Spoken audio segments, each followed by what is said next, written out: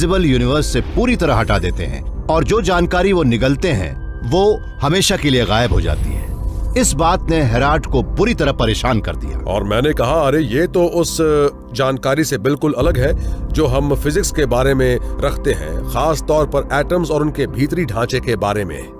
जानकारी कभी गायब नहीं होती और ना ही कभी हो सकती है, और ये उस फिजिक्स के भी खिलाफ होगा जिसे हम जानते हैं। हॉकिंग अपनी बात पर अड़े रहे और उन दोनों के बीच सालों तक बहस चलती रही। फिर एक दिन एक जबरदस्त सोच ने पासा ही पलट दिया।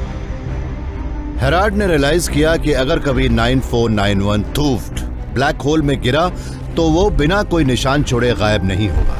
इसके बजाय वो ब्लैक होल को ही थोड़ा सा बदल देगा। ऐसे में ब्लैक होल एक अलग स्टेट में चला जाएगा। तब वो वैसा ब्लैक होल नहीं रहेगा जैसा मेरे एस्टेरॉयड को हड़पने से पहले था। वो एक अलग ब्लैक होल होगा। अपने शिकार को हड़पने के बाद ब्लैक होल फैलने लगता है, जिससे उसका सरफेस एरिया थोड़ा सा बढ़ जाता है। और जब हेराल्ड ने यह कैलकुलेट किया कि उस बढ़ी हुई सरफेस में कितनी एक्स्ट्रा जानकारी समा सकती है, तो उन्होंने पाया कि वो जानकारी ठीक उतनी होगी जितनी कि उसके आखिरी निवाले में थी। एक ब्लैक होल में जितनी जानकारी होती है वो ठीक उस प्रोपोर्शन में और उस हिसाब से रहती है जितना बड़ा उसका सरफेस एरिया हो, ना कि उसके भीतर क्या है। उसके कोई माने नहीं होते। हर चीज उसके सरफेस एरिया पर डिपेंड करती है, वॉल्यूम पर नहीं। मतलब ये कि हेराल्ड के खतरे में पड़े एस्टेरॉयड का पूरा इंफॉर्मेशन कंटेंट और वो सब कुछ जो उस ब्लैक होल ने निगला होगा, वो सब उसके सरफेस एरिया पर छपा होगा।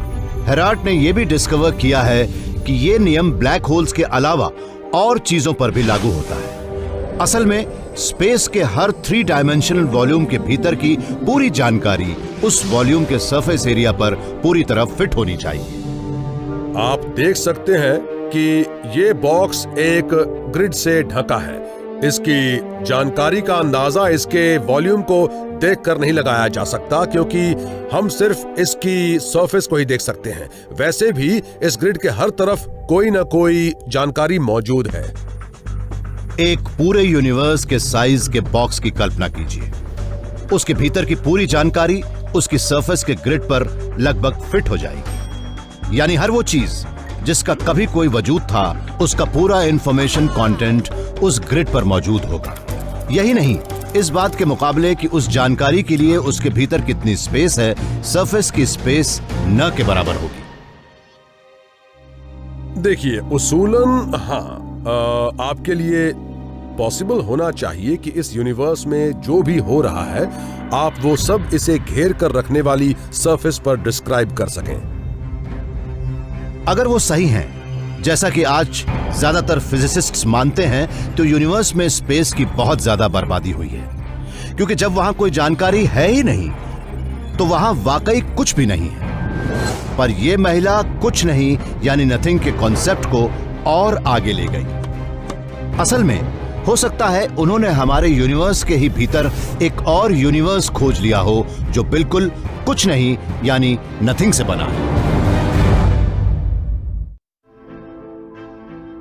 अगर मैं आंखें बंद कर लूं और कोई भी आवाज ना आए, तो मुझे कैसे पता चलेगा कि दुनिया वाकई है? या अगर आप मुझे देख या सुन न पा रहे हों, तो कैसे जानेंगे कि मैं एग्जिस्ट करता हूं? किसी चीज का होना या ना होना, इस पर भी तो निर्भर करेगा कि मैं क्या महसूस करता हूं। फ्रीज एक एस्ट्रो